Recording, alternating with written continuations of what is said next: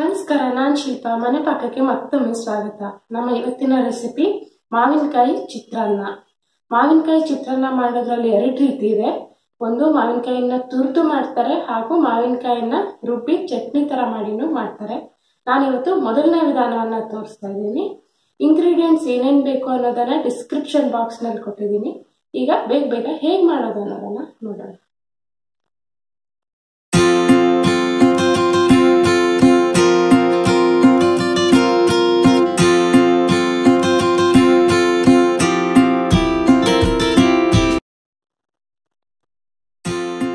ಮೊದಲಿಗೆ ನಾನು 1 ಕಪ್ನಷ್ಟು ಅಕ್ಕಿಯನ್ನ ಮಾಮೂಲಿ ನೀವು ಅನ್ನ ಹೇಗೆ ಮಾಡ್ತೀರೋ ಅದೇ ರೀತಿ ಅನ್ನ ಮಾಡಿ ಇಟ್ಕೊಂಡಿದ್ದೀನಿ. ಒಂದು ಚಿಟಿಕೆ ಉಪ್ಪು, ಒಂದು ಟೀ ಸ್ಪೂನ್ನಷ್ಟು ಎಣ್ಣೆ ಹಾಕಿ ಅನ್ನ ಮಾಡಿ ಇದನ್ನ ಈ ರೀತಿ ತಣ್ಣಗಾಗೋದಕ್ಕೆ ಒಂದು ಪ್ಲೇಟಲ್ಲಿ ಹರಡಿಟ್ಕೊಂಡಿದ್ದೀನಿ. ಉಳಿದಿರೋ ಅನ್ನನ ಸಹಿತ ಇದಕ್ಕೆ ನೀವು ಉಪಯೋಗಿಸ್ಕೊಳ್ಬೋದು.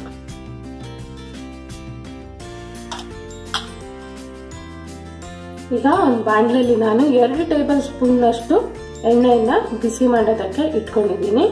ಈಗ ಇದಕ್ಕೆ ಮೊದಲಿಗೆ 1 ಟೀ ಸ್ಪೂನ್ ಸಾಸಿವೆ,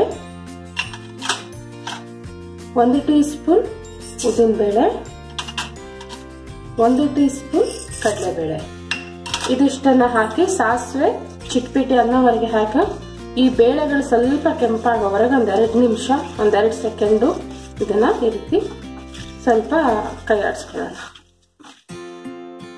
ಈಗ ನೆಕ್ಸ್ಟ್ ಇದಕ್ಕೆ ಇಂಗು ಹಾಕ್ತಾ ಇದ್ದೀನಿ. ನಂತರ 1 ಟೀ ಸ್ಪೂನ್ನಷ್ಟು ಶುಂಠಿ. ಇದು ಆಪ್ಷನಲ್ಲು, ಈ ಫ್ಲೇವರ್ ಇಷ್ಟ ಆದ್ರೆ ಹಾಕೋಬಹುದು, ಇಲ್ಲಾಂದ್ರೆ ಇದನ್ನ ಸ್ಕಿಪ್ ಮಾಡ್ಕೊಳ್ಬಹುದು.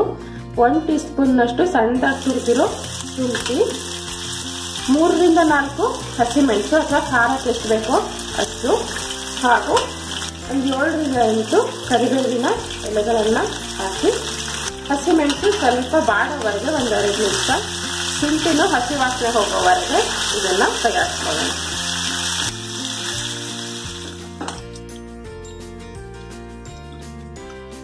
ನೆಕ್ಸ್ಟ್ ನಾನು ಇದಕ್ಕೆ ಒಂದು 3 ರಿಂದ 4 ಟೇಬಲ್ ಸ್ಪೂನ್ನಷ್ಟು ಕಡಲೆ ಬೀಜ. ಇದು ಸಹಿತ ಆಪ್ಷನಲ್ಲು, ಮಧ್ಯ ಬಾಯಿಗೆ ಸಿಗುತ್ತೆ. ಇಷ್ಟ ಇಲ್ಲ ಅಂತಾದ್ರೆ ಇದನ್ನ ಸ್ಕಿಪ್ ಮಾಡ್ಬೋದು. ಒಂದು 3 ರಿಂದ 4 ಟೇಬಲ್ ಸ್ಪೂನ್ ಕಡಲೆ ಬೀಜ ಹಾಕಿ ಅದು ಸ್ವಲ್ಪ ಕೆಂಪಾಗೋವರೆಗೆ ಒಂದು 2 ರಿಂದ 3 ನಿಮಿಷ ಹುರ್ಕೊಳ್ಳೋಣ.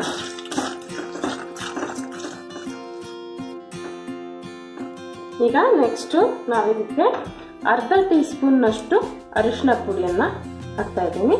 ಚೆನ್ನಾಗಿ ಒಂದ್ಸಲ ಮಿಕ್ಸ್ ಮಾಡ್ಕೊಳ್ಳೋಣ. ಈಗ ಇದಕ್ಕೆ ಒಂದು 1/2 ರಿಂದ 1/4 ಕಪ್ನಷ್ಟು ಒಂದು ಮೀಡಿಯಂ ಸೈಜಿನ ಮಾವಿನಕಾಯನ್ನ ಸಿಪ್ಪೆ ತೆಗೆದು ತುರಿದಿಟ್ಕೊಂಡಿದ್ದೀನಿ. ಒಂದು ಅರ್ಧ ಅಥವಾ 1/4 ಕಪ್ನಷ್ಟು ಮಾವಿನಕಾಯಿ ಇದೆ. ರುಚಿಗೆ ತಕ್ಕಷ್ಟು ನೋಡಿ ಹಾಕೊಳ್ಬಹುದು. ಈ ಮಾವಿನಕಾಯಿ ತುರಿಯನ್ನ ನಾನು ಇದಕ್ಕೆ ಹಾಕೊಳ್ತಾ ಇದ್ದೀನಿ.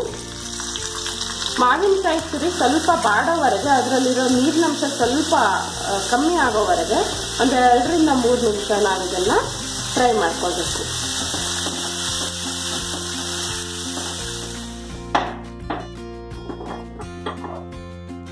ಈಗ 5 ನಿಮಿಷ ಆಗಿದೆ.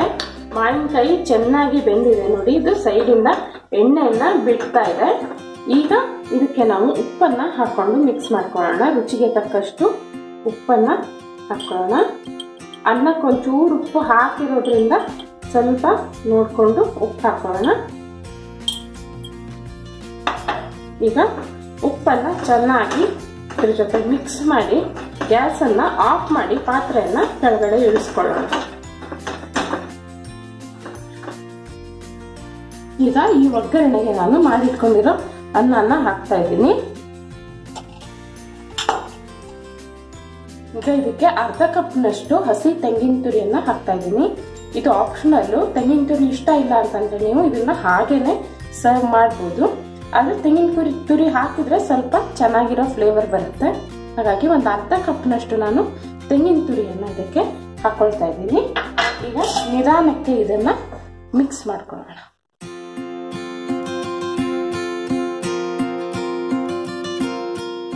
ಈಗ ಇದು ಚೆನ್ನಾಗಿ ಮಿಕ್ಸ್ ಆಗಿದೆ. ಈಗ ಇದು ಸರ್ವ್ ಮಾಡೋದಕ್ಕೆ ರೆಡಿ ಆಗಿದೆ. ಇದನ್ನ ಹೀಗೇನೆ ಸರ್ವ್ ಮಾಡ್ಬೋದು, ಅಥವಾ ಸ್ವಲ್ಪ ಬಿಸಿ ಬೇಕು ಅಂತಂದ್ರೆ ನೀವು ಇದಕ್ಕೆ ಮುಚ್ಚಳ ಮುಚ್ಚಿ ಒಂದು 5 ನಿಮಿಷ ಸಣ್ಣ ಉರಿಯಲ್ಲಿ ಒಲೆ ಮೇಲೆ ಇಟ್ಟು ಆಮೇಲೆ ಸಹಿತ ಸರ್ವ್ ಮಾಡ್ಬೋದು. ಈಗ ನಾವಿದನ್ನ ಸರ್ವಿಂಗ್ ಬೌಲ್ಗೆ ತೆಕ್ಕೊಳ್ಳೋಣ. ಸಿಂಪಲ್ ಆದ್ರೂ ತುಂಬಾ ಫ್ಲೇವರ್ಫುಲ್ ಆದ ತುಂಬಾ ರುಚಿಯಾದ ಮಾವಿನಕಾಯಿ ಚಿತ್ರಾನ್ನ ಸವಿಯೋದಕ್ಕೆ ಸಿದ್ಧವಾಗಿದೆ. ಖಂಡಿತ ಮಾಡಿ ನೋಡಿ ಹೇಗಾಯ್ತು ಅನ್ನೋದನ್ನ ನನಗೆ ತಿಳಿಸಿ. ಇದೇ ರೀತಿ ನನ್ನ ರೆಸಿಪಿಗಳು ನಿಮ್ಗೆ ಇಷ್ಟ ಆದ್ರೆ ದಯವಿಟ್ಟು ಸಬ್ಸ್ಕ್ರೈಬ್ ಮಾಡೋದನ್ನ ಮರಿಬೇಡಿ. ಮತ್ತೊಂದು ರೆಸಿಪಿಯೊಂದಿಗೆ ಮತ್ತೆ ನಿಮ್ಮನ್ನ ಭೇಟಿ ಆಗ್ತೀನಿ. ಅಲ್ಲಿವರೆಗೂ take care and happy cooking.